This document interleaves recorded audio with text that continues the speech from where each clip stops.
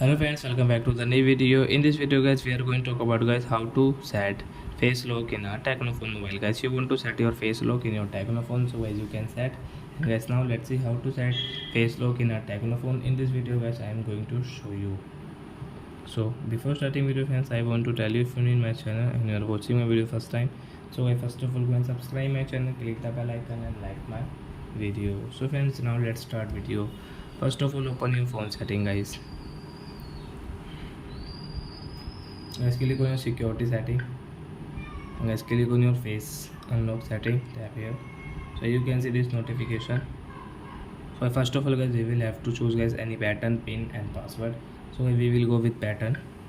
And guys, next, so I draw any pattern. So example, we will take this L. And guys, done. Then guys, you can see here